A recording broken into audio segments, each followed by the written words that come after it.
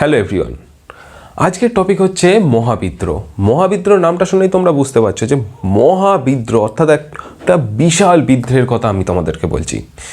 এই বিদ্রোহের কথা তোমরা অনেক আগে থেকেই শুনে আসছো এবং ভবিষ্যতে অনেক দিন পর্যন্ত এই মহাবিদ্রোহের নাম তোমরা শুনে থাকবে। কারণ কি, এইটা এমন একটা টপিক, এখান থেকে প্রশ্ন, আজ তুমি ক্লাস 8-এ পড়ো, 9-এ পড়ো, 10-এ পড়ো কিংবা কলেজে যাও কি চাকরির পরীক্ষা দাও, এইখান থেকে প্রশ্ন আসতেই থাকে। তো ঠিক আছে, এই টপিক নিয়ে আজকে বিস্তারিত আলোচনা করব। কি এই মহাবিদ্রোহ এবং কেন এটাকে মহাবিদ্রোহ বলা হচ্ছে, এটা কতটা বিশাল আকারে হয়েছিল এবং এই বিদ্রোহটা এমনভাবেই হয়েছিল যে ইংরেজরাও এক সময় ভাবতে শুরু করে দিয়েছিল এই বিদ্রোহের সময় যে এবার আমাকে পালাতে হবে, কিন্তু শেষ অবধিটা হয়নি। কেন হয়নি সেইগুলো হচ্ছে দেখবো এবং কত পরিমাণ মানুষ এর সঙ্গে যুক্ত হয়েছিল সেইগুলো সব দেখবো। ঠিক আছে, তো সাথে যুক্ত থাকো আর দেখতে থাকো। টোটাল আলোচনা আজকে তোমাদের সঙ্গে আমি করব। Study Time celebrates collaboration with Coaberi.in, India's best low budget market.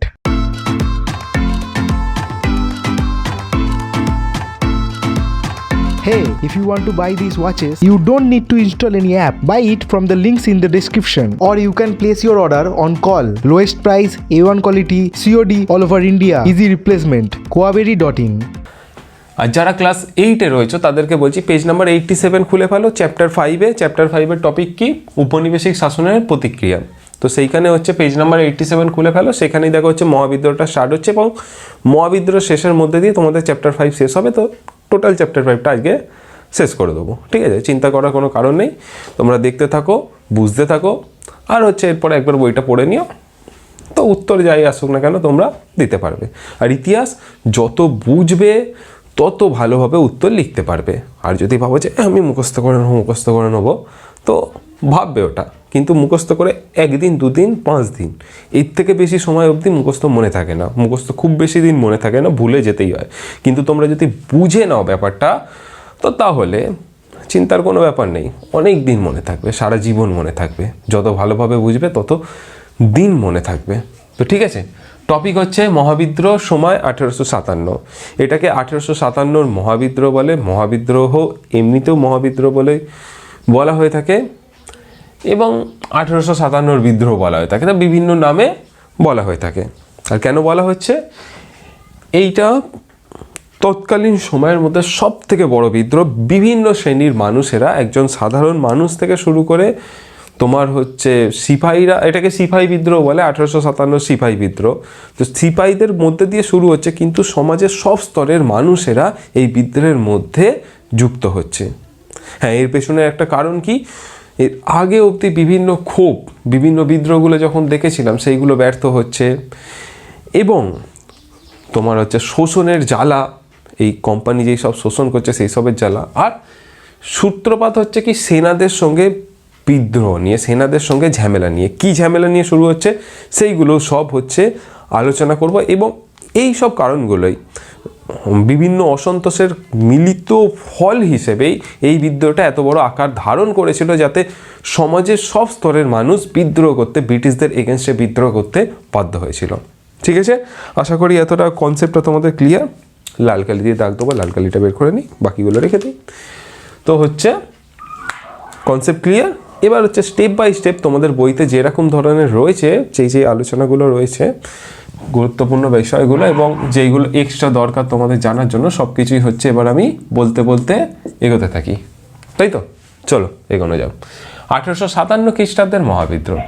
British company কিভাবে সেনাবাহিনী তৈরি করেছিল তা আমরা আগেই পড়েছি। প্রথম দিকে কি, সেনাবাহিনীতে জাতি পরিচয়কে উস্কে দেওয়া হতো। অর্থাৎ ব্রিটিশরা যখন প্রথমে এখানে এসে সেনাবাহিনী তৈরি করছে, তো তখন কিভাবে ব্রিটিশরা সেনাবাহিনী তৈরি করছে সেটা আমরা আগেই দেখেছি। কিভাবে যে বিভিন্ন জাতিগত ভিত্তিতে তারা যেমন মুঘলরা সেনাতে নিয়োগ করতো, সেরকমভাবেই এরাও সেনাতে নিয়োগ করতো। ঠিক আছে, এরাও তাদের বাহিনীতে সেনা নিয়োগ করতো।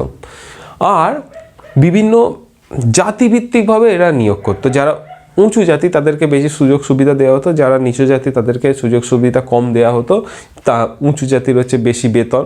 তো তৎকালীন পরিস্থিতি অনুযায়ী, বর্তমান পরিস্থিতির সঙ্গে তৎকালীন পরিস্থিতি কখনোই এক নয়, সেই দুটোকে কখনোই মিলিয়ে দিও না যে তখন আর এখন কেন এরকমভাবে জাতিগত ভিত্তিতে নিত, বা কেন বেতন বৃদ্ধি বেশি উঁচু জাতির, কেন হচ্ছে নিচু জাতির কম, কিংবা তাদেরকে খাটিয়ে টাকা দেওয়া হতো না, এই সব বিষয়টা তখনকার সঙ্গে এখনের সঙ্গে কখনো গোলাবে না। তখনকার পরিস্থিতি আলাদা ছিল, বর্তমান পরিস্থিতি আলাদা, বর্তমান সব কিছুই আলাদা। তখনকার পরিস্থিতি অনুযায়ী তারা হচ্ছে এইগুলো করেছিল, কারণ হচ্ছে এরা ফলো করেছিল কি, মুঘলদের দেখে মুঘলরা এইভাবে নিয়োগ করতো, তো এরাও এইভাবে নিয়োগ করেছিল। ঠিক আছে, তারা হচ্ছে জাতি পরিচয়কে উস্কে দিয়ে হচ্ছে বাহিনীতে নিয়োগ করতো। ওকে, কিন্তু 1820 দশক থেকে সেনাবাহিনীতে নানান রকম সংস্কার হতে থাকে, অর্থাৎ সেনাবাহিনীকে নানানভাবে রিফর্ম সেনাবাহিনীতে আনতে থাকে, যে এই করলে আরও বেশি সেনাবাহিনী শক্তিশালী হবে, এই প্রথাগুলোকে বিলুপ্ত করে দেওয়া হবে। তো এরকমভাবে নানান রিফর্মস আনতে থাকে। তারপর হচ্ছে জাতিগত সুযোগ সুবিধার বদলে সেনাবাহিনীকে একই ছাঁচে ঢেলে সাজানো শুরু হয়। অর্থাৎ এবার কি হচ্ছে, মানে এই 1820 দশকের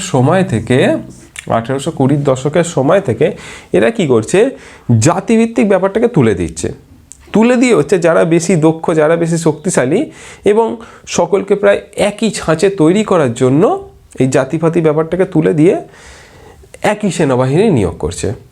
ঠিক আছে, এর ফলেই কোম্পানির বিরুদ্ধে সেনাবাহিনীতে বিরোধিতা শুরু হয়। আগেই বললাম, তৎকালীন পরিস্থিতির সঙ্গে বর্তমান পরিস্থিতি কখনো মিলিয়ে দেবে না। তৎকালীন পরিস্থিতিতে এই জাতিভিত্তিক ব্যাপারটা খুব পরিমাণে ছিল, এবং এই যখন জাতিভিত্তিক ব্যাপারটাকে তুলে দেয়া হচ্ছে, তখন কি হচ্ছে, কোম্পানির বিরুদ্ধে বিভিন্ন বিরোধিতা শুরু হতে থাকে, যে এই ব্যাপারটা তুলে দিচ্ছে, তাহলে হচ্ছে জাতিদেরকে গুরুত্ব দিচ্ছে না, এটা কি, এটা তো খুব ভুল কাজ করছে, খুব মানে কি বেশ বলো পাপের কাজ করছে, কিংবা হচ্ছে এইভাবে হচ্ছে আমাদের জাতি ধর্ম নষ্ট করে দিচ্ছে ব্রিটিশরা। তো এরকম হচ্ছে তাদের মধ্যে ধারণা শুরু হয়, এবং কোম্পানির এগেনস্টে তারা হচ্ছে বিদ্রোহ ছোটোখাটো হচ্ছে দেখা দিতে থাকে। ঠিক আছে, কলকাতার দমদম ছাউনিতে একটা গুজব উঠতে থাকে তৎকালীন সময়।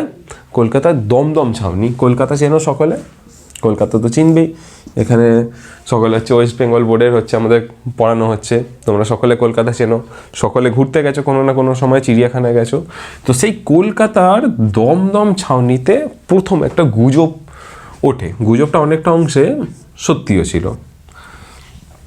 সেই গুজবটা কি, যে নতুন এনফিল্ড রাইফেল আনা হয়েছে, তার যেই টোটা বলতে গুলি, এখন তো হচ্ছে অটোমেটিক, পাবজিতে খেলো তো গুলি মারছো ভরছো হয়ে যাচ্ছে, তো সেই পাবজির কথা বলা হচ্ছে না,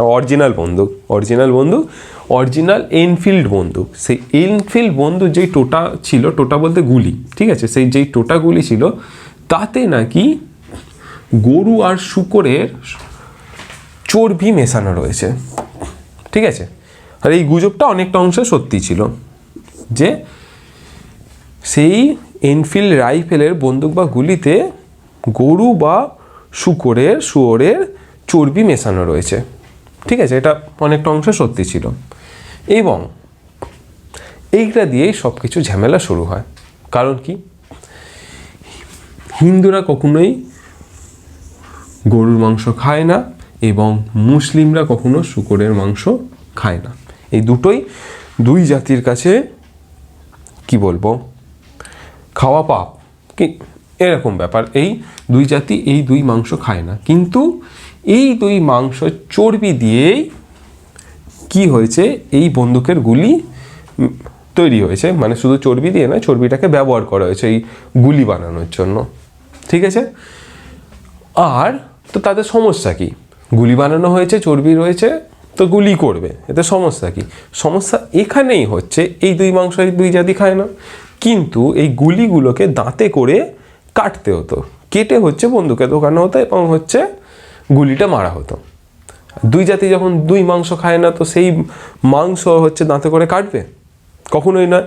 তো যখন এই গুজবটা ছড়ায়, আর এই গুজবটা যখন অনেকটা অংশ সত্যি ছিল, তো তখন সেনাদের মধ্যে কি সিপাহীরা মনে করেন কোম্পানি তাদের জাতি ধর্মকে সম্পূর্ণভাবে নষ্ট করার চেষ্টা করছে। ঠিক আছে, দুই জাতি মনে করছে যে হিন্দু হোক কি মুসলিম হোক এই দুই মাংসর চর্বি হচ্ছে মেশানো রয়েছে, তাতে কি কোম্পানি তাদের জাতি ধর্ম নষ্ট করার চেষ্টা রয়েছে।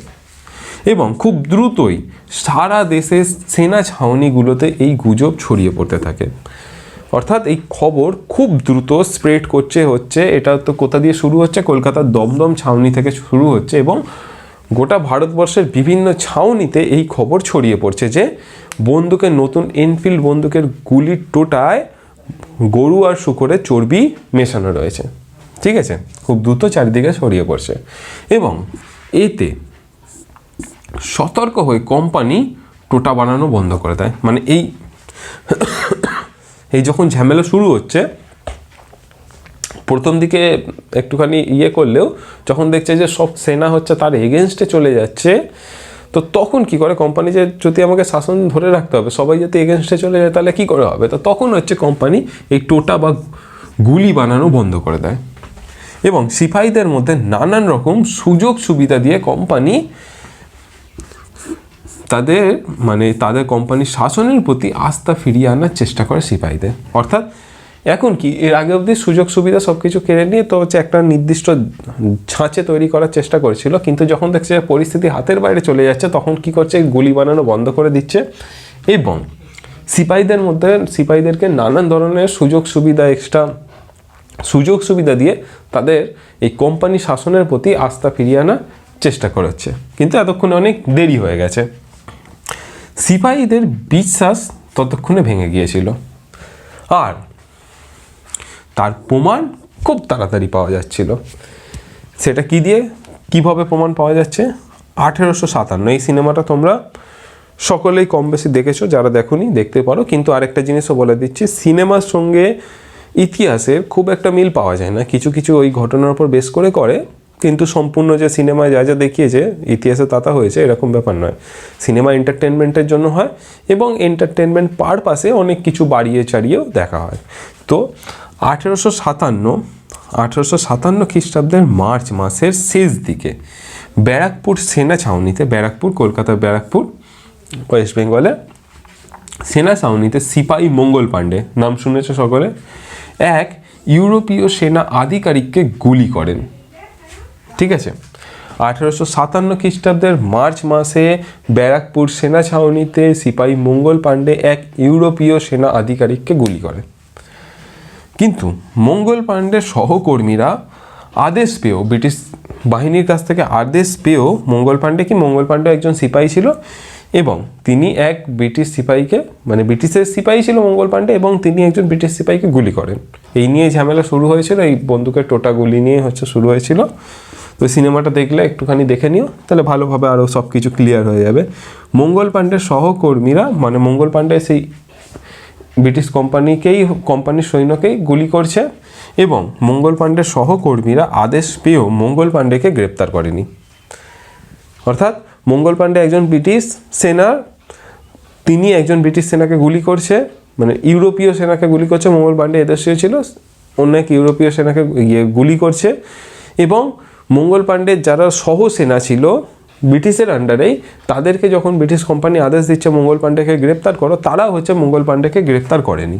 ঠিক আছে, দ্রুতই তাদের সকলকে গ্রেপ্তার করে ফাঁসির ব্যবস্থা করা হয়। এই মঙ্গল পাণ্ডে এবং তার সহকর্মীদেরকে গ্রেপ্তার করে ফাঁসির ব্যবস্থা করা হয় এবং এরপর দেশের বিভিন্ন ছাউনিতে সিপাহীদের মধ্যে অসন্তোষ ফুটে বেড়াতে থাকে।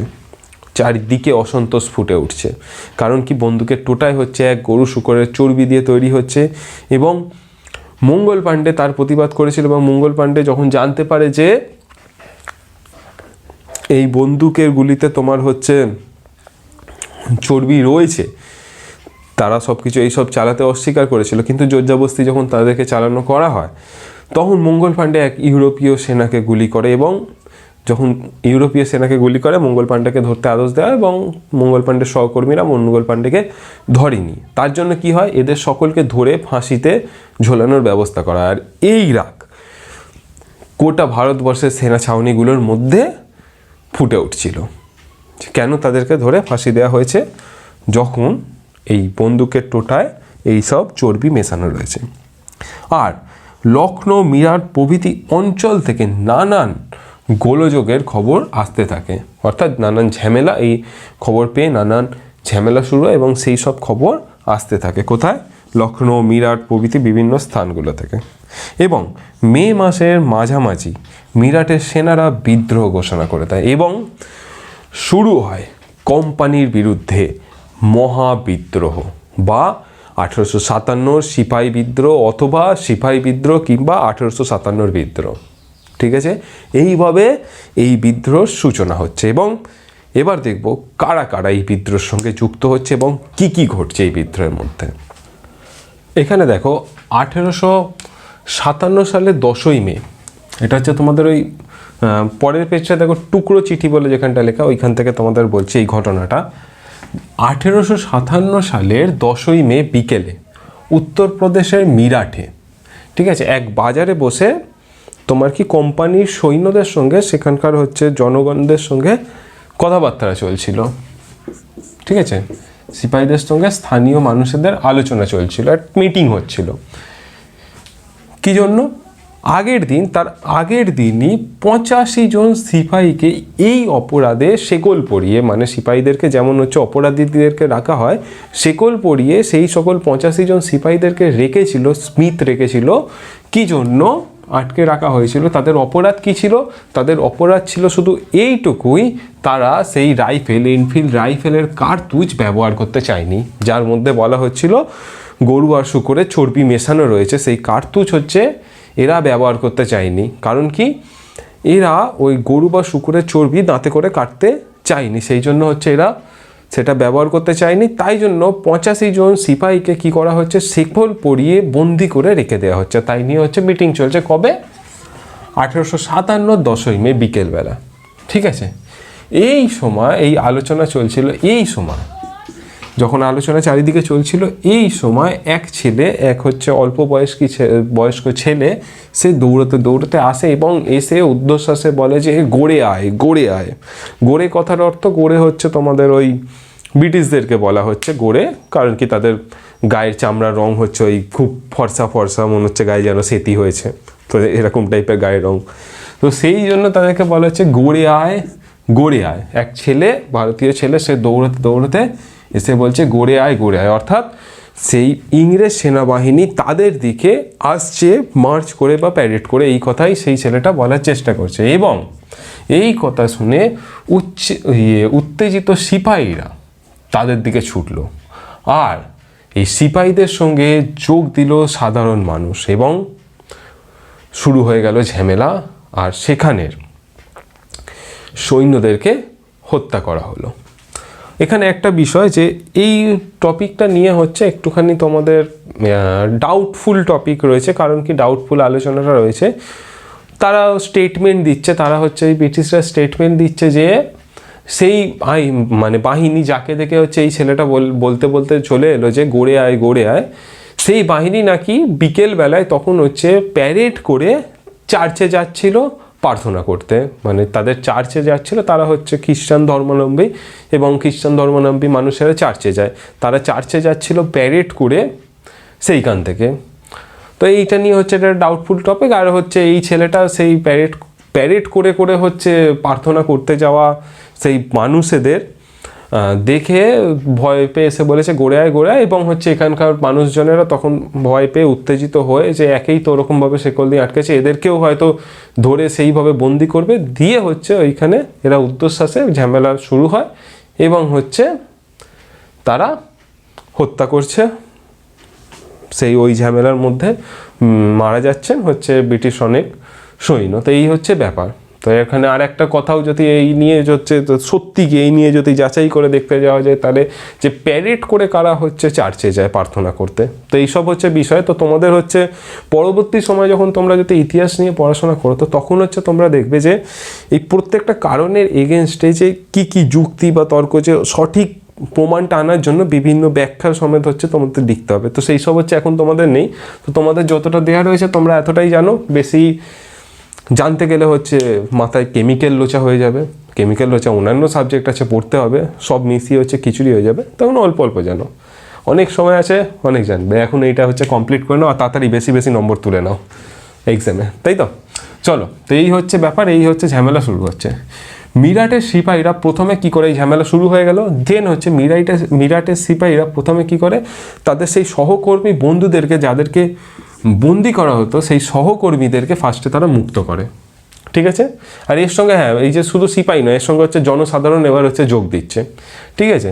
এবং হচ্ছে তারা তাদের সহকর্মীদেরকে প্রথমে মুক্ত করে এবং তারপর তারা ইউরোপীয় সেনা আধিকারিকদেরকে মেরে ফেলে এবং একসাথে তারা সকলে মিলে এবার একসাথে হাঁটতে হাঁটতে যাচ্ছে দিল্লির দিকে, তারা রওনা দেয় এবং তারা দিল্লি পৌঁছে মুঘল সম্রাট বাহাদুর শাহ জাফরকে হিন্দুস্তানের সম্রাট হিসেবে ঘোষণা করে দেয়। তার কারণ কি, এর আগে অবধি যখন আমরা দেখেছি যে মুঘল সাম্রাজ্য শেষ হলো, মুঘল সাম্রাজ্য শেষের পরে মুঘল সাম্রাজ্যের পতন হচ্ছে এইদিকে, এইদিকে হচ্ছে আঞ্চলিক শক্তিগুলো উত্থান হচ্ছে এবং আঞ্চলিক শক্তিগুলোকে অ্যাট্যাক করে করে করে করে এই ইস্ট ইন্ডিয়া কোম্পানি নিজেদের সাম্রাজ্য বানাচ্ছে। তো কি করছে এই সাধারণ সিপাহীরা, এর আগে হচ্ছে সেই মুঘল সম্রাট এখনও বেঁচে আছে, যাকে হচ্ছে গোটা ভারতবর্ষের সম্রাট বলা হতো, মানে হচ্ছে তখন শেষ সম্রাট মুঘল বাহাদুর শাহ জফর তখন বেঁচে রয়েছে এবং তাকে গিয়ে এই সকল সিপাহী এদেরকে হচ্ছে ঝামেলা করে, এদেরকে মারতে মারতে গিয়ে মার্চ করে গিয়ে তাকে দিল্লির সুলতান, দিল্লির সম্রাট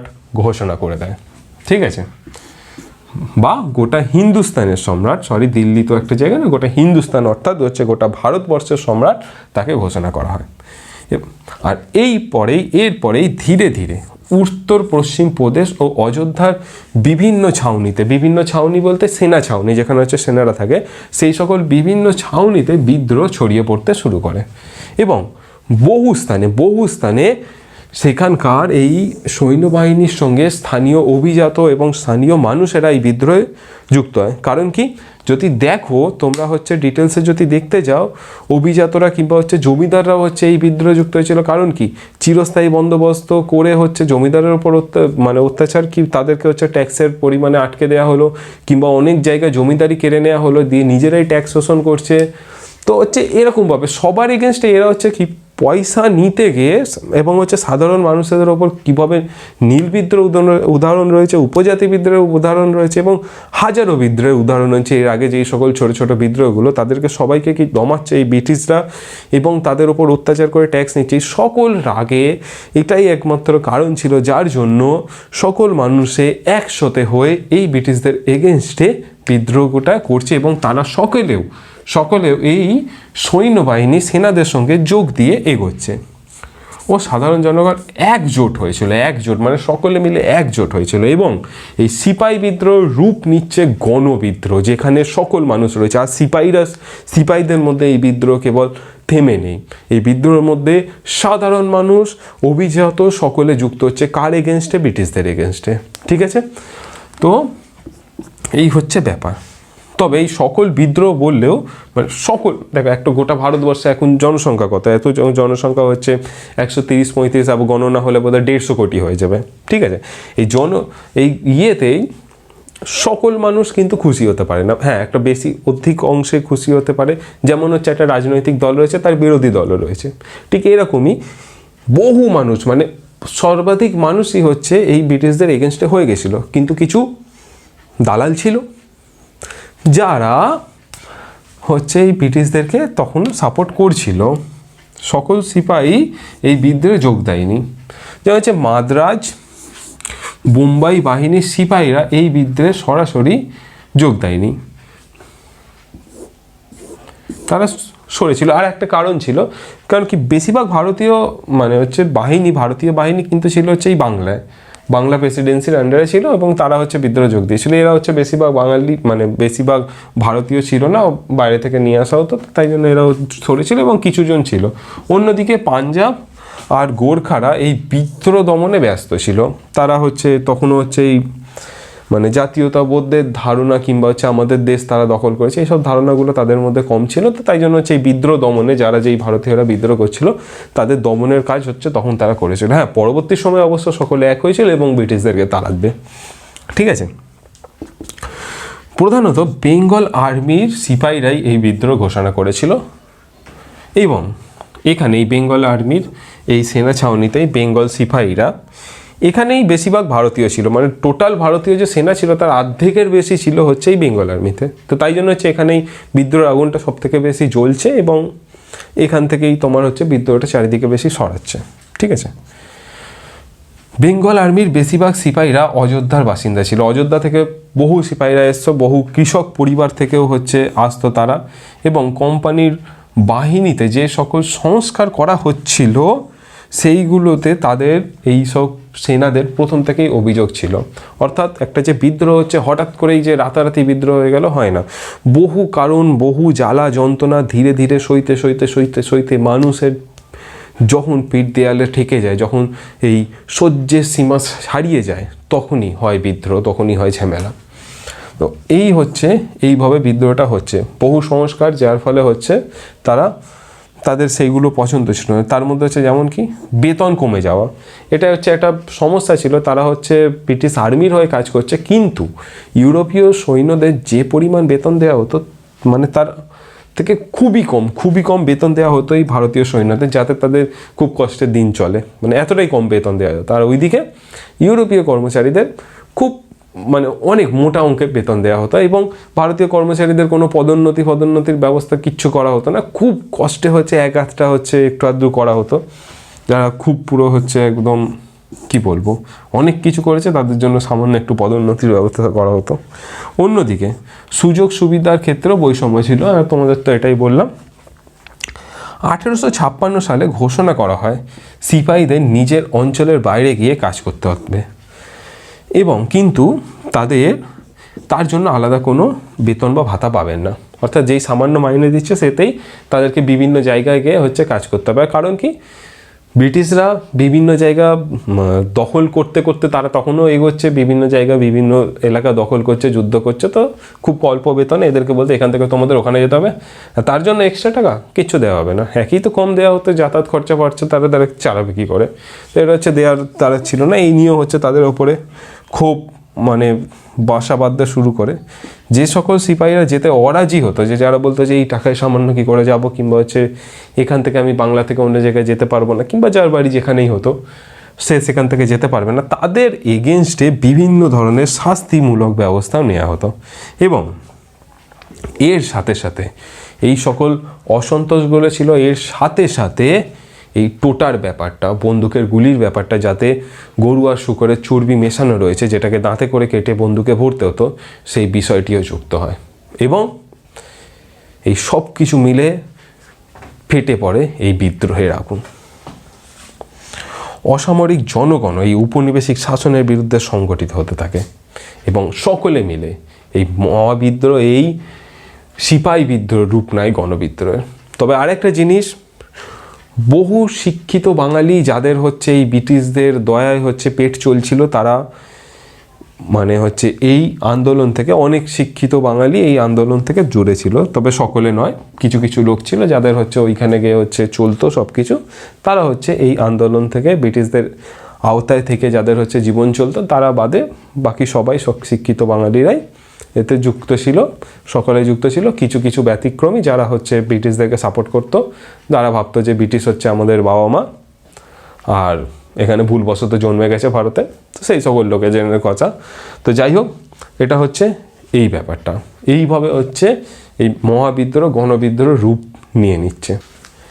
এই 1857 সালের বিদ্রোহ দক্ষিণ ভারতে, অর্থাৎ ভারতের দক্ষিণ দিকে, দক্ষিণ ভারতে কিন্তু অতটা প্রভাব ফেলতে পারেনি। সেখানের মানুষজনেরা এই বিদ্রোহের মধ্যে সেরকমভাবে যুক্ত হয়নি।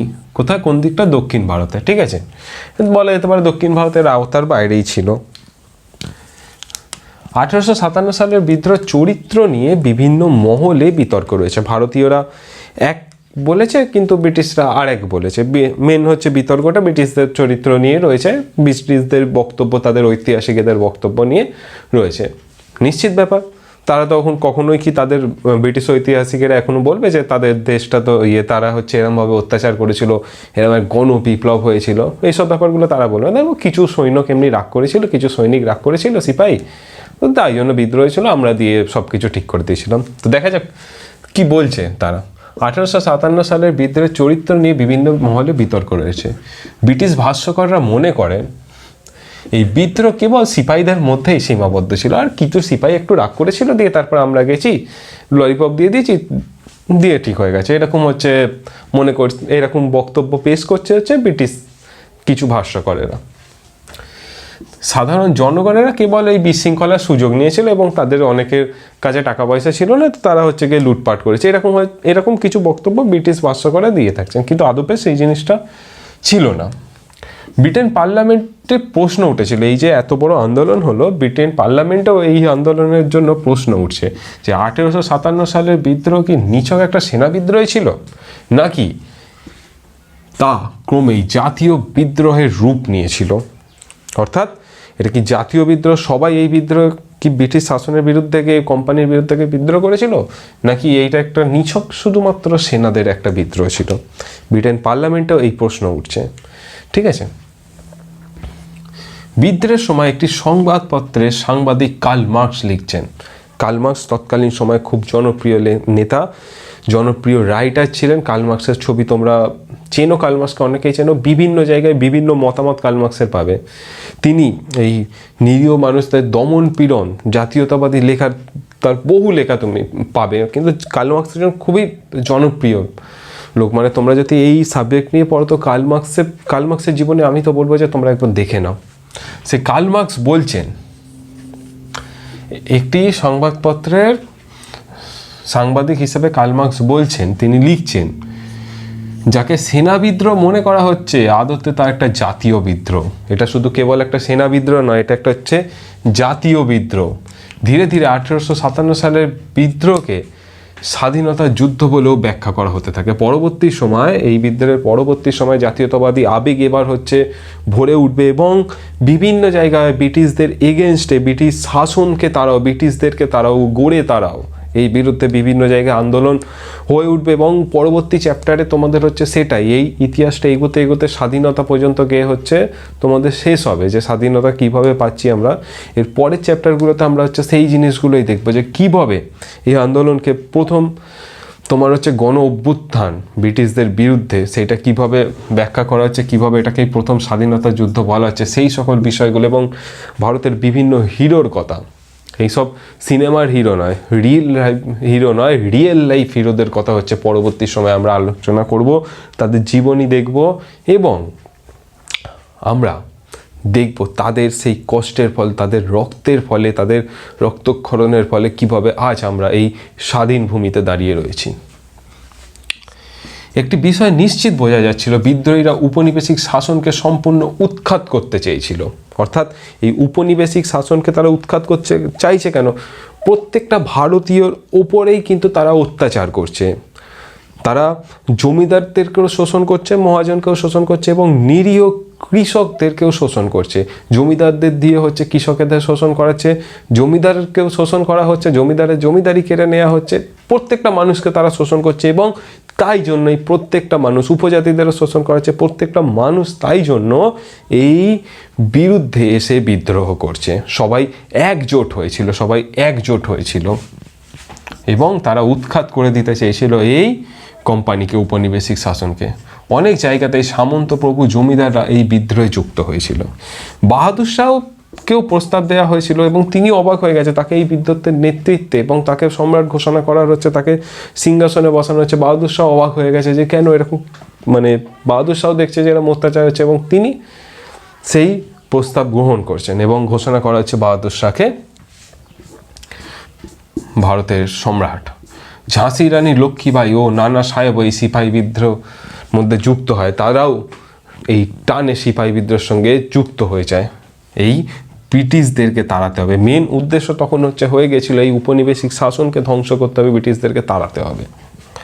সমস্ত অঞ্চলে বিদ্রোহীরা নিজেদের মধ্যে আলাপ আলোচনা করেই সভা ও কর্তব্য ঠিক করতো। দেখো, এর আগে অবধি মুঘল সম্রাটকে, বাহাদুর শাহকে সিংহাসনে বসালেও কিন্তু এখন আর সেই আগেকার মতন ব্যাপারটা রয়েছে না। তাকে সিংহাসনে বসেছে, তাকে হেড হিসেবে নিযুক্ত করা হচ্ছে, তিনি আইকন, তিনি এই ভারতের হচ্ছে সম্রাট। কিন্তু এই সেই আগেকার ব্যাপারটা নেই যে সম্রাটই সব করবে, তিনি সিদ্ধান্ত নেবে, এরম নয়।